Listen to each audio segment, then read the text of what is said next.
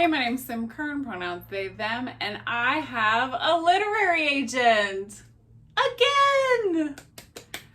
So in this video, I'm going to tell you how I got my dream literary agent. It's kind of an unusual story of my querying journey. This is my second time in the query trenches. I also had 2 other agents previously, and that's kind of a whole long story, which I am going to share here.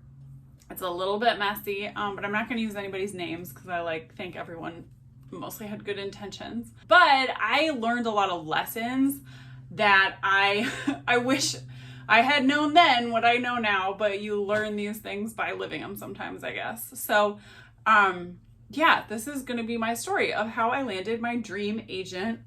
3rd time's the charm. So first, I want to introduce you to my agent, who is the incredible Becca Potos, who very recently published From Dust Aflame. So Rebecca is also a YA author. Like me, Rebecca has written a book here that is about Jewish mythology and is queering Jewish mythology. This is a YA contemporary, whereas Depart, my book, which don't they have strikingly similar covers, is an adult contemporary and a novella, obviously not a nice big doorstop like this book. I'm halfway through reading this and absolutely loving it. I did pick this up while Rebecca still had my full manuscript request, and I was worried I was jinxing it by buying their book. Rebecca, by the way, or Becca, goes by she, they pronouns, so I'll use those alternately for them. But I started reading her book because I wanted to make sure, if I'm working with an agent, I need to, know that they're a good writer and I can, respect their advice and stuff. So I did start reading the book, and I'm halfway through, and I'm absolutely hooked and loving it. So I know that Rebecca has the author perspective and the editorial vision. But Rebecca also represents a ton of great authors and is at Reese Literary Agency, which is a great agency. Something cool about Reese is that all of the agents are full-time. They don't have a second job, so agenting is really a primary focus, and it's not something that's just sort of a hobby for them that they're going to step away from, because unfortunately, as I'll talk about when I get to my sad, tragic agenting past, agents just leaving you shortly after signing is something that does unfortunately happen. Life happens. I'm thrilled to be with Rebecca. When we talked on the phone, Becca and I felt like we just clicked instantly when we had our agent call.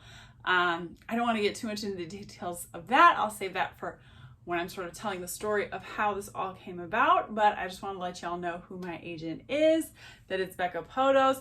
Becca is so excited for the book that I want to write next. So I'm currently under contract writing the sequels for Seeds for the Swarm.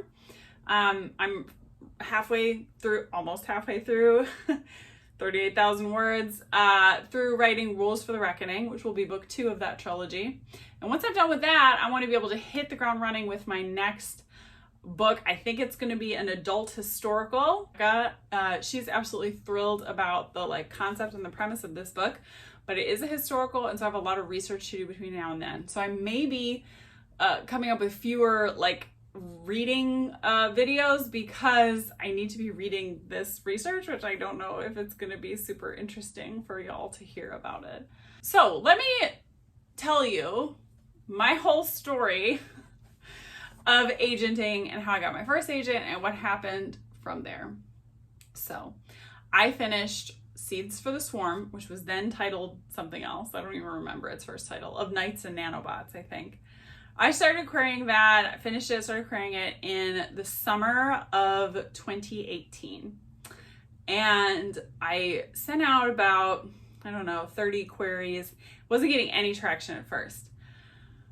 Then I read Saves the Cat Writes a Novel. I had gotten some feedback that the story kind of lacked tension. I needed to work on plotting. It needed a major developmental revision. And I had gotten beta reader feedback as well to that effect. So I got Saves the Cat Writes a Novel. I learned how to write a plot after having written this book, replotted the whole thing, did a very substantial, enormous rewrite, added a whole nother subplot to keep the tension, queried all that year, sent it to total 100 agents, almost exactly 100 agents. An agent, we'll call them Agent A, They were they have since left agenting. But Agent A was at like a really good, very established agency, but was a junior agent. And they had my full manuscript, but hadn't been loving it. But then they read the short story of mine, The Propagator, which is a really powerful, like, pro-abortion short story set in a near future dystopian Texas that's like Ted Cruz's wet dream, and it's set in this flooded Houston. And that's actually the first story in my collection that's coming out this summer. Real Sugar is hard to find. Well, this agent read that short story on the internet just because it got like a lot of buzz on Twitter when it came out. It came out in Metaphorosis magazine. And that agent reached out to me and was like, hey, I'm not loving your YA book, but I absolutely love this short story and I want to represent you with like serious adult work like this. So made an offer of representation, but not for my YA book. Was saying, you're going to have to table your YA book and write something else for me that's adult. Well, this was like a heartbreaking dilemma to be in because I loved my YA book and like put a lot of heart into it. And I thought it was good at this point. So then there came that 2-week period where you let all the agents that have your manuscript know that you had an offer and they get a chance to read. Well, I did end up getting another offer from someone who loved my book. So this we're going to call Agent 1. This was the first person I actually signed with. Agent 1 was at sort of a medium reputation agency. I thought that they were a very fine, reputable agency at the time based on my research. And this agent was so passionate about my book. She had read it all in one night, stayed up all night reading it, was just like in love with it and understood like all the things I was trying to do with it and the politics of it. And yes, we need young adult that focuses on climate change for teens, that's empowering though and fun and sexy and like cool and with fun future tech and sci-fi, but like technology won't save us and it's eat the rich, and like understood all of these themes that I was trying to do with that book and was really excited about it. And she wanted to sign me for my YA project. The problem was she didn't really have much interest in representing adult. So I was torn. I was like, do I go with Agent A, who wants to represent me for adult but not my YA, or do I go and believe in this book and sign with this agent who really only wants to represent me for YA and isn't so much interested in representing me for adult? They were both junior agents also. One, though, had made several sales, and the agent I ended up signing with, Agent 1, had not made a sale. Was brand new. I decided to believe in my book and go with Agent 1. I couldn't just walk away from this book, which, again, I had envisioned as a trilogy and like had been working on this idea for like 7 years. So I signed with Agent 1. She then took several months to get notes back to me, and her notes were excellent. I learned so much from this revisions process, and I'll be forever grateful to Agent 1 for doing this for me and like taking so much care with my book. She taught me so much about maintaining tension, about making sure each chapter has to be a little story unto itself. Each chapter needs an arc. Each chapter needs to end on a little cliffhanger, you know? Just learning the shape of those things. That's how you keep the reader turning pages. She taught me all of that, and those revisions took me about, I don't know, another couple months, maybe 3 or 4 months. I mean, they were pretty substantial revisions, but I was feeling really good about the book. So I turned in that round of revisions to her probably it was like late winter 2019, right? Then the pandemic hit. While she was supposed to be taking like a second pass at my book.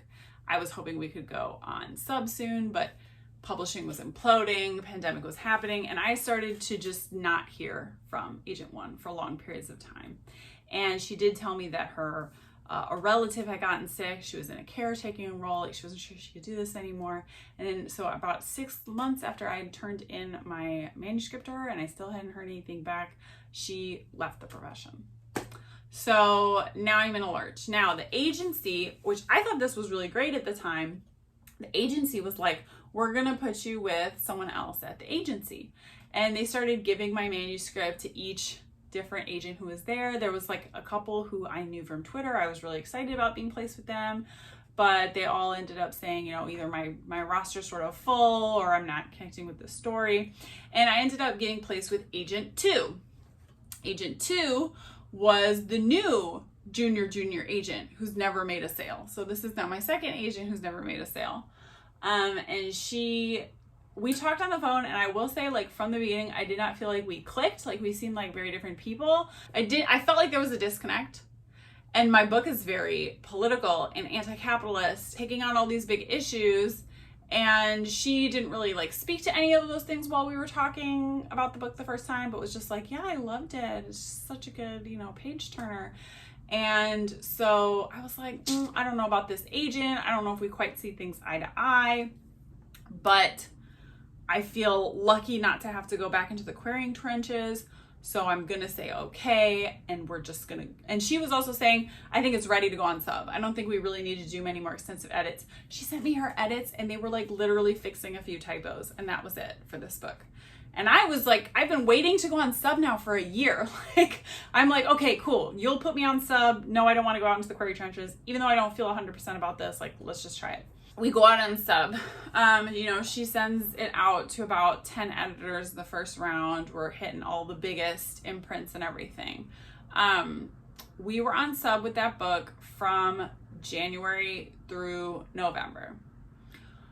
We only made it to one acquisitions meeting, which was at Titan Publishing in the UK, which I was very excited about. And they ended up, the editor was like passionate about it. The editor loved it so much that even when his sales team passed, he sent me his notes on like how he would have edited it, which I've told that to people, and like, that's unprecedented. No one's ever heard it. So he believed in this book. But when they went to the sales acquisition meeting, the sales team said, we won't take on YA that has climate themes. That's what they said. That's what he said in the email to us. They wouldn't, they just, YA with climate themes, forget it. It's not going to sell. When like this whole time, that's what I've been trying to publish. And I think that's why I felt like beating my head against the wall in publishing, is because there's such an idea that like climate doesn't sell and no one wants to think about or talk about or read about climate change. So these books don't matter. I think that's deeply untrue. I think kids are hungry for these stories, but tell that to the sales teams. So they passed, and that was really pretty tragic. And then we ended up getting an offer for, we had sort of used up all the big houses, and my agent number 2 wanted to try some smaller presses, including the one I published my novella with, Stellaform Press. So Stellaform, Selena, my editor there, who I love to death, like, she ended up making an offer. I was thrilled to sign. There was a lot of great things about the Stellaform deal. 1, I love Selena, my editor. I know she'll do a great job. 2, she bought the book as the full trilogy. She wants all 3 books. I'm under contract for the next 2. Like, I'm really excited to be able to finish Rilla's story. 3, I know, what did I say? Oh, I know they'll give me a beautiful cover. I know they do like great quality work. They have an excellent reputation for they've only been around for a few years, but multiple of their books have been like award nominated. Like, they're really up and coming, and I know I'll have a great team of people. The disappointing thing is it's not a big publishing house. Like, their reach is what it is, and it's not going to be on the tables at Barnes and Noble like my hopes were for this book, But I felt really lucky to have a 3-book deal and to be publishing with them. However, this is a deal I could have made myself. I did not need to go on sub to make this deal. Like, I know Selena published Heart to Part. I could have sent her this manuscript myself, and my agent wouldn't have taken a 15% cut. So at this point, I was kind of feeling like, what is agent number 2 getting me? But I was eager to go on sub again. 1, I had compiled by this point enough for a short story collection, which, I had published over this whole time I'm querying this first novel and stuff. I'm writing short stories, getting them published in different sci-fi fantasy magazines. And I now have a collection length work of short stories, all kind of dealing with climate themes and social justice and reproductive justice and queerness. So there's sort of a through line through the collection. And I wanted to take that on sub and see what happens. Short story collections, they just don't sell. Here's some small presses. You can submit to them yourself if you want to. So I did. I did. But I was kind of at that point thinking, okay, what are you here for?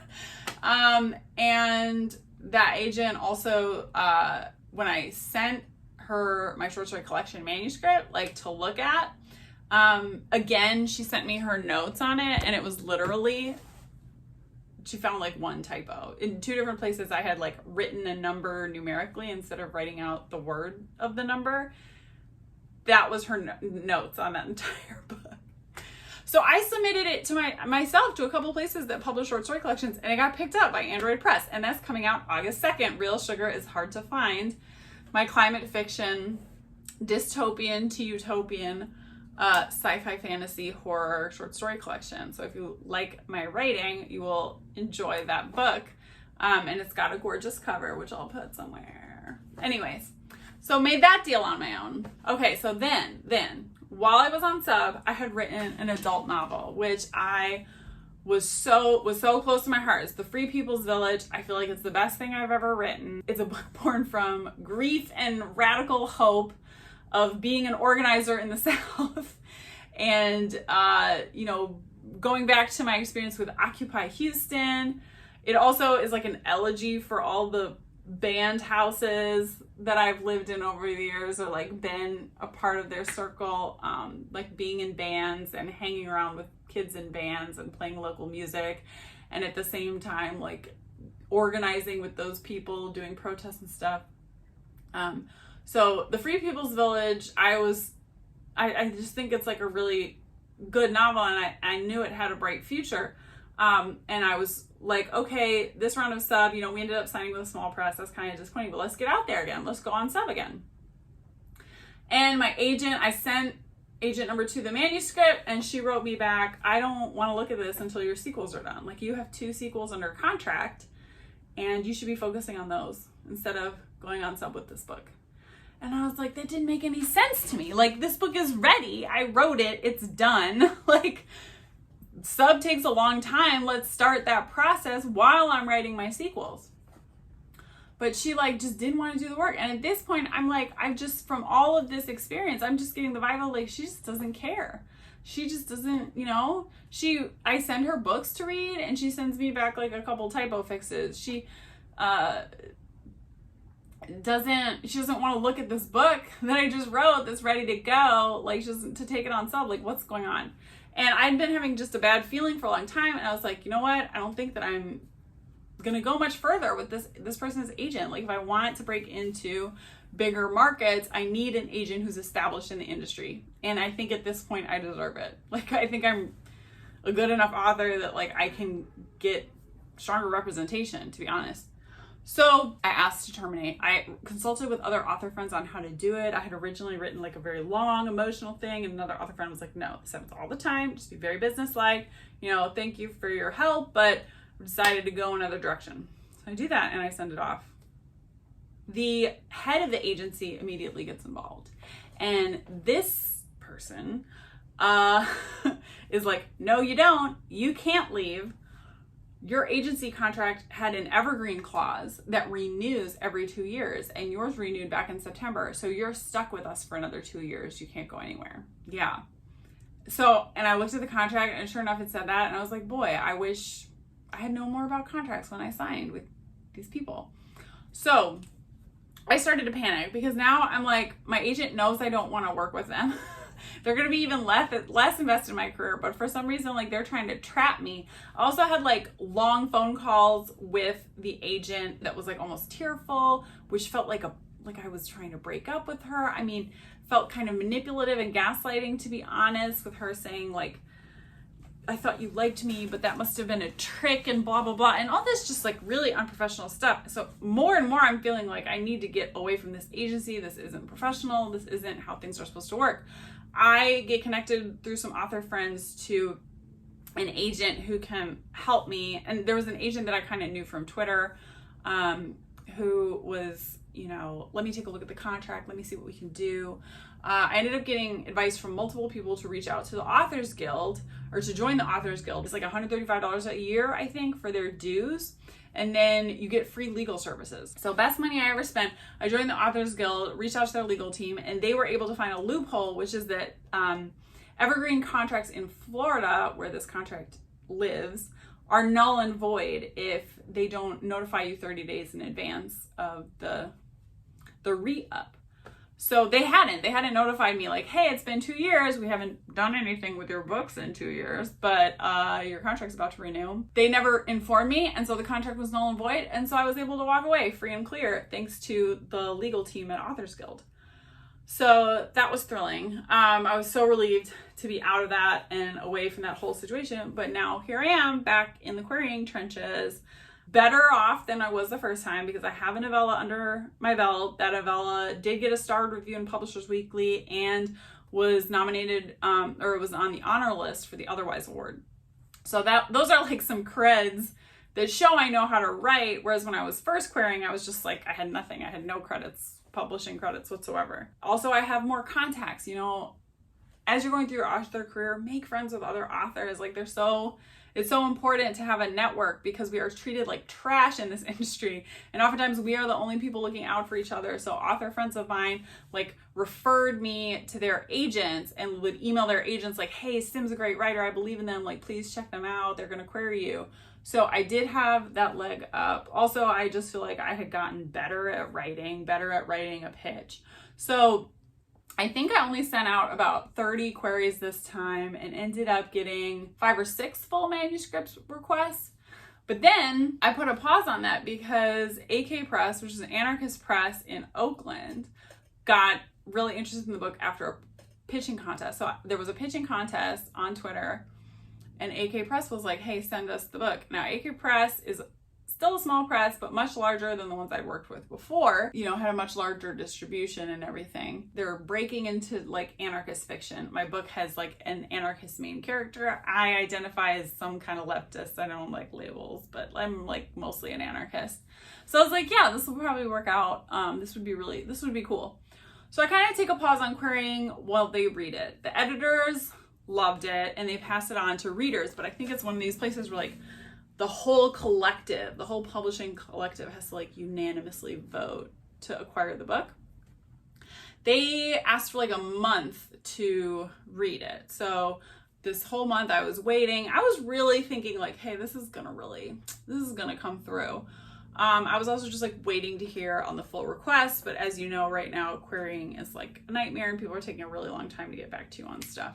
So I was also hopeful that if they came through with an offer, then I get to nudge all these agents and maybe I'll get an agent along with the publishing deal, right? But AK Press ended up coming back and it was a no. It wasn't quite anarchist propaganda-y enough for them, I think. Also, they didn't like how the ending, again, I said it was a book born from grief, like bad things happen in this book, which they didn't like. They were really rooting for a happy ending. I mean, they're an anarchist press, they're trying to push an ideology, whereas my book is like a piece of art born from my personal experiences. It's not necessarily designed to be like propaganda for one single ideology. So I wasn't quite what they were looking for, but that was fine because I had a new lead, which was, so an editor who remembered me from when I was on sub with Seeds for the Swarm, loved that book and had wanted to acquire it, but had not been an acquiring editor at the time. Well, they had since gotten promoted at this press, which is a really exciting press. And I'm not going to tell you who it is yet because the contract is not signed and I'm not going to jinx it like that. But they ended up seeing I pitched this book in yet another Twitter pitching contest. This editor is like, send me that book. I want to read it. I was like, but wait, don't you just publish YA? And they're like, no, we're breaking into publishing in the like new adult space with like characters in their 20s. Send us the book. I don't have an agent. Is that okay? Like normally there's the press that like works with more agented people, although they do sometimes take direct submissions. They're like, don't worry about it. Send us the book. And they made an offer. So then I get to tell all of these agents who have my manuscript that I have had an offer of publication. Would you like to get in on this deal of publication, right? This is kind of a sweet deal for an agent because it's like, hey, I've already got a deal. You don't even have to go on sub. Like, just come on board and help me negotiate this contract. So I heard back from all these agents that had my manuscript like right away. Right away. I ended up getting a couple different offers. There was one that was pretty heartbreaking. So I had some offers from some more junior agents, but again, I really didn't want to work with more junior agents. But there was a really top agent, like a really top agent who had like an hour-long phone call with me and wanted me to send like future prospects. But when we were talking about my book, I felt like they didn't really get what I was doing. And they didn't really get my politics in that book in the right way. There were just some things about our conversation that felt a little off. And they'd read the first half and really liked it. When they finished the book, I think it gets so radical by the end. Maybe it got too radical for them. I don't know. But they ended up passing and saying it wasn't for them. And I was a little bit heartbroken about that for a minute. But then Becca Poto's dream agent got back to me. And I was like, Becca, I had thought all along from the moment that she requested my manuscript that Becca would be the best fit for me. Like, we're both non-binary, queer Jews. We are both anti-imperialist Jews, which is important. We both, you know, write books that are like interested in queer Jewish mythology. And the next project that I want to do after this is about queering Jewish history. And Becca was so excited on the phone when I told them about that project, and I'm like so excited to dive into it. So Becca came back at like the last minute, on the last day that agents had to respond to me. Becca came back and it was a yes. And I was just so over the moon. I was so thrilled. I just feel like this is where I'm meant to be. Like, Becca and I are meant to be together. Becca has a really established sales record, has been in the business for a long time, like has contacts, can take me where I want to go, is someone I really respect just like as a person and as an activist. I mean, Rebecca helped organize Books for Palestine, which is super cool. I just think we're like really gonna work well together, and Becca's a perfect person to represent my next book. And Rebecca has been awesome so far, just in terms of like the amount of communication, being on the same page. It's like night and day with my last agent, and like the amount of rights and contractual knowledge that she has going into this deal with this publisher who shall not be named until it's announced. Just so much know-how, is asking for things that like my previous agent never even mentioned or like knew about probably. So I just feel like I have great representation finally, and there are going to be only good things from here. If you have any takeaways from this story, which ended up being a lot longer than I thought it would, these are my takeaways. 1, before you ever sign an agency contract, join the Authors Guild and ask the legal team to review it. And Michael is the lawyer that always gets back to me. Michael at Authors Guild will give you like a long detailed list of like, this section of your contract, here's what this language means. You want them to change it to this because here's why. Here's what this means. I thought when I read that first agency contract that I knew what I was getting into, and I didn't realize that that was a predatory contract, because I don't know contract law and I don't know publishing contract law. And unless you've worked in publishing and are like a legal expert, you don't know what you're stepping into. Michael does. Michael knows these things. So go join the Authors Guild and always get them to look at your agency contract. I just used them again because I still have this membership. I used them again to review my contract with Becca. And I was like, I know it's that moment of excitement when the agent has said yes and it's your dream agent and you like want to sign right away and tell the whole world. But I waited a week for Authors Guild to get back to me, and then for me to tell Becca what Authors Guild had said, and for Becca to bring those changes to her boss, and then him to eventually get them back to us. And then I signed, and that took a whole week. And it's hard to wait when you're in that exciting, like, oh my God, I almost have an agent moment. But please do it. Please make sure you're not signing something that's going to take advantage of you. And there's no way to know that if you don't have a lawyer look at it. So that's my number 1 suggestion. My number 2 suggestion is, if you have a bad feeling in your gut about your agent, like, walk away. I don't think that junior agents are necessarily a bad call. Like, I think if the pandemic hadn't happened and my agent number 1's mom hadn't gotten sick, we could have gone on to do great things together. You know, someone has to be the first person the next top agent signs, right? And if you are starting out in your career and they're starting out in your career, you can build your careers together, and you're going to get a lot of attention from them if they're the right person. But it is a huge gamble. If you sign with a junior agent, you really want to be careful. You want to make sure they're at a really good agency with a great reputation, so that at least that agency has contacts and relationships and will trust that agent based on the agency's reputation. Don't eschew Twitter pitching contests. Throw your hat in the ring. You know, Twitter is great. So much of the success that I have found in writing has come to me through Twitter. It was a Twitter pitch contest for my first agent. Agent A found me because of a short story that they saw on Twitter. Like, you got to be on Twitter and you got to be engaged with the writing community and the publishing community and putting yourself out there, because that's how I've gotten all these opportunities and things. Always keep writing the next project. Always keep the next thing in mind. Keep moving forward. You know, while you're on sub, you do got to write that next book. Right now, I'm writing the sequel to Seeds for the Swarm, but at the same time, I'm going to be researching my next project, you know? So while you're writing, you can be researching. Your reading can be, you know, building towards what is the next thing that you want to write. Whatever other advice you can take from my story, I hope that it's helpful to you. I hope this was interesting. And if you are querying, I wish you all the best of luck, and I hope you find an agent you're just thrilled about very soon. I have links to all my socials below, so you can follow me on other social medias, and pre-order my books links are also down below. And I can't wait. Very soon I'll be coming back to announce my next book deal with that publisher that offered, that I'm not going to tell you who it is yet, but once the deal is out there, you'll know what it is. Okay, that's it for me. Bye.